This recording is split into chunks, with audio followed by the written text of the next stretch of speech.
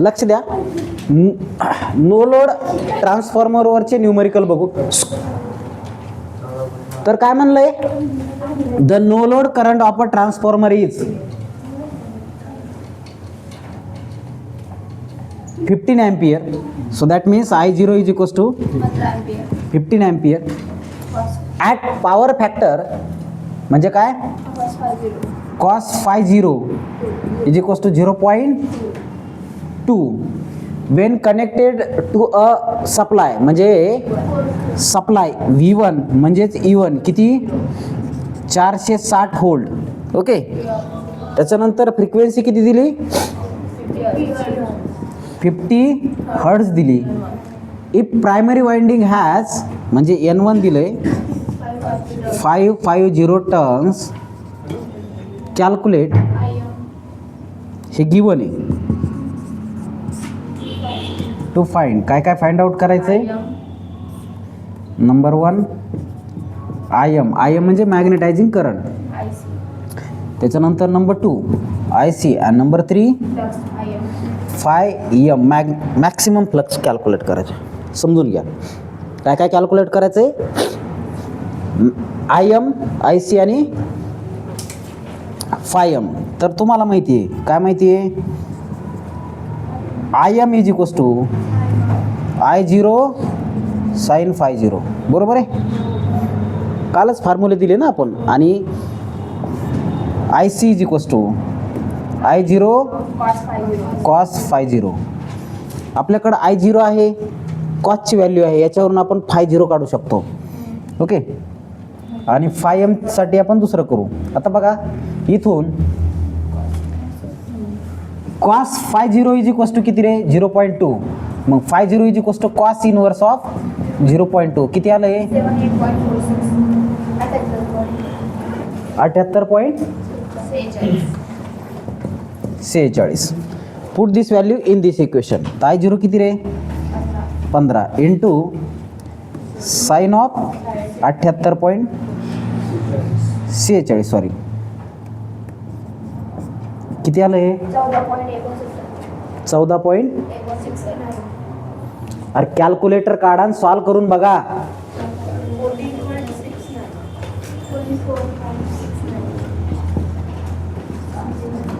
Ampere.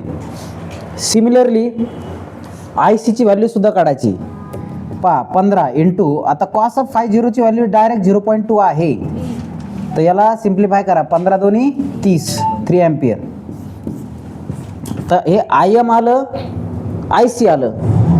पुन्हा एकदा लक्ष द्या 2 मिनटं. IM ची व्हॅल्यू या तुम्हाला फॉर्म्युले ऑलरेडी माहिती आहे, बाळे लक्ष द्या. ऑलरेडी फॉर्म्युले माहिती आहे. IM is equals to I0 sin phi 0. Okay, आणि IC is equals to I0 cos phi 0. कधी नो लोडसाठी आठवते, नो लोडसाठी हा हे फॉर्म्युले. याला मग सिम्प्लिफाय केलं तर हे किती येईल 14.69 एम्पियर आणि हे काय येईल 3 एम्पियर. आता phi m काढायचं आहे. आपल्याला E1 माहिती आहे, N1 माहिती आहे, phi n काढता येईल. बघा ईचा फॉर्म्युला काय रे E1 is equals to 4.44 f phi m N1. इथून phi m is equals to E1 divided by 4.44 into 50 into N1 म्हणजे किती रे 550. E1 ची किंमत सुद्धा डायरेक्ट टाकून द्या, किती येईल 460. काय केलं phi m घेतलं, ह्या सगळ्या टर्म्स डिवाइड मध्ये घेतल्या, सिम्प्लिफाय केलं, किती आलं 3. Into 10 to the power -3 weber मध्ये, म्हणजे 3.76 मिली वेबर. हे आला आन्सर. 4 मार्काला 2 वेळेस MSBTच्या पेपरमध्ये विचारलेला आहे, जशाच्या तसा. ओके, 2 वेळेस विचारलेला आहे. अतिशय सोपा प्रश्न आहे. समर 12 आणि समर 14ला या टाईपचा प्रश्न विचारला होता. ओके, सो राईट डाऊन दिस.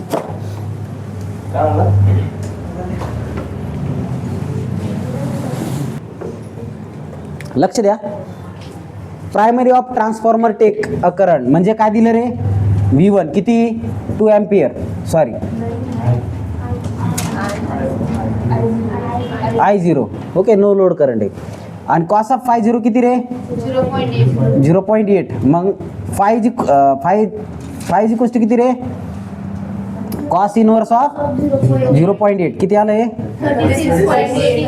36.86. बर फ्रॉम सप्लाय व्होल्टेज किती V1 230 व्होल्ट. एफ किती रे 50 hertz. Single phase supply. Determine the magnetising current. IM दिलंय, IM विचारलंय. ओके आणि IC विचारलंय. त्याच्यानंतर I0 सुद्धा नाही. Okay P0 विचारलंय. तर बघा हे 3 गोष्टी विचारल्यात. I0 IC. ओके इथं 50 काय विचारलेलं नाही. तर मग तुम्हाला माहिती आहे IM इज इक्वल्स टू किती रे I0 साइन 50. मग I0 किती रे 2 इंटू साइन ऑफ 36.86. त्याच्यानंतर IC is equals to I0 cos of 50 is equals to I0 किती रे 2 इंटू साइन ऑफ 50 0.8 किती आलंय 1.6 एम्पियर हे 1.19 एम्पियर. तर हे आल्या 2 व्हॅल्यूज. आता काय विचारलंय P0 V1 I0 cos of 50. V1 किती रे 230 इंटू I0 किती रे 2 एम्पियर इंटू 0.8. सिम्प्लिफाय केलं किती आलं 368 वॅट. 368 वॅट. इथे लक्षात. सो ज्यांचं कोणाकोणाचं आलं होतं रे बाळे थोडं केअरफुली करायला शिक. ओके जमतील नाही या टाईपचे प्रॉब्लेम. आता थोडे दुसऱ्या टाईपचे प्रॉब्लेम बघू आपण.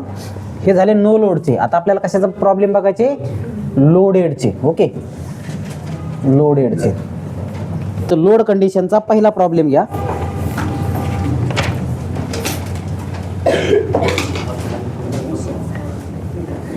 नो लोडचा अजून एक घ्यायचा का थांबा. एक टाईप राहिला आपल्याला. नो लोडचा एक टाईप राहिला. नो लोडचा एक टाईप राहिला बाळांनो.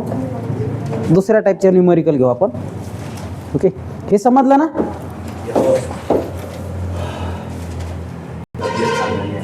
बघा ट्रान्सफॉर्मरला जर लोड दिला.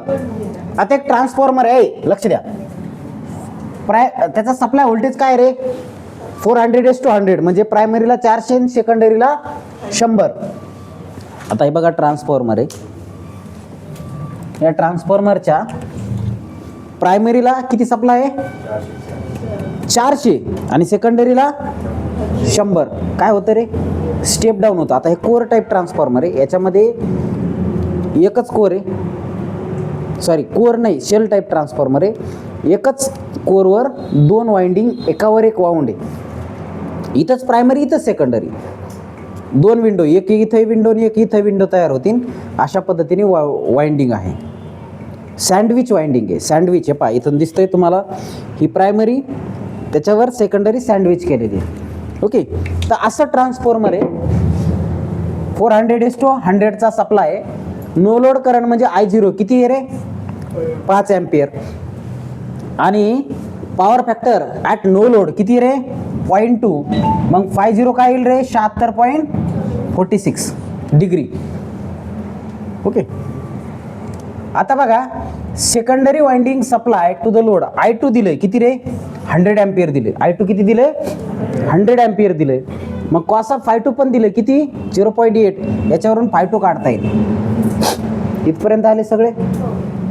आता तुम्हाला माहिती आहे I1 is equals to vector addition of I2 dash plus I0 म्हणजे इफेक्टिव्ह. हे बघा हे सप्लाय हा तुमचा I2 डॅश हा तुमचा I1 हा तुमचा काय I0 आठवतं का. आणि हे I0 IM आणि IC पासून बनलेले आठवतंय. कालच्याच एपिसोडमध्ये आपण घेतलं. तर बघा ह्याची डायरेक्ट ॲडिशन तर तुम्हाला करता येणार नाही.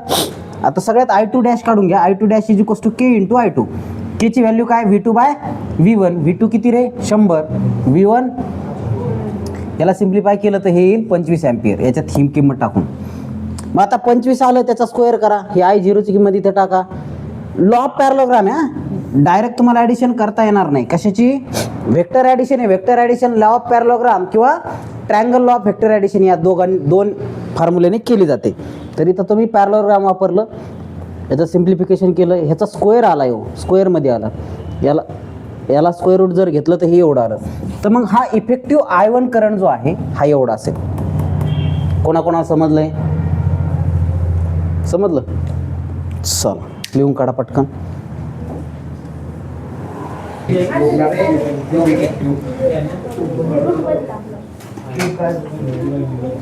Single phase transformer with a ratio of 500 by 200 volt takes a no load current of 3 ampere at 0.4 lagging power factor. म्हणजे काय काय दिलं रे? रेशो दिला के, सॉरी V1 दिलंय 500, V2 दिलंय 200, no load current of 3 ampere, I0 3 ampere, cos of 50 0.4. Okay, मग 50 किती रे? 30.31.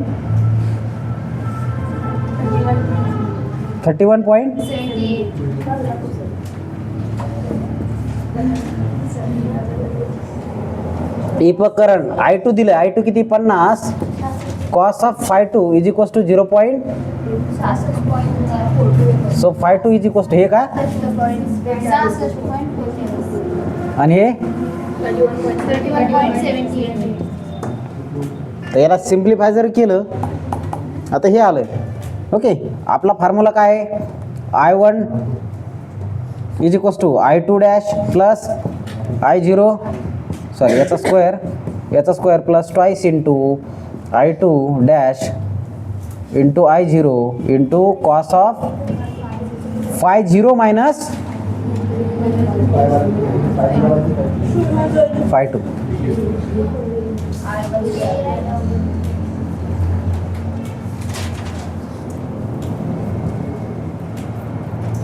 Value put करायची. I2 काढा, I2 dash is equal to K into I2. K किती रे?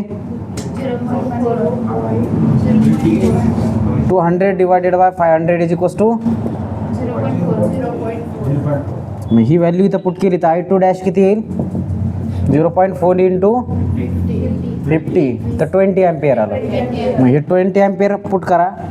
20 square plus 3 square plus twice into 20 into 3 into cos of 66.42 minus 31. किती आलंय?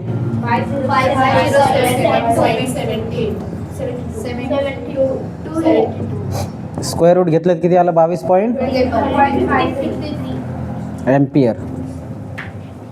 तर हे आलं करंट. या पद्धतीचा प्रॉब्लेम 4 मार्काला परीक्षेमध्ये विचारण्याची अतिशय दाट शक्यता आहे. So be prepare for that. असं राईट डाऊन.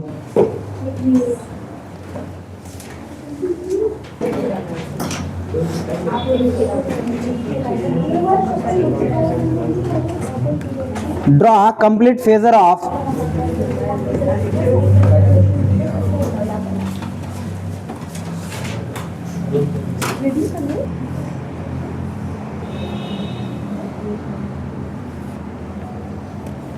बघा, फेजर डायग्राम ड्रॉ करायची. तर इथं V1, इथं काय असेल? E1 E2, इथं असेल V1, इथं 5 घेतो आपण 5M. तर बघा काय म्हणलं पहिलं?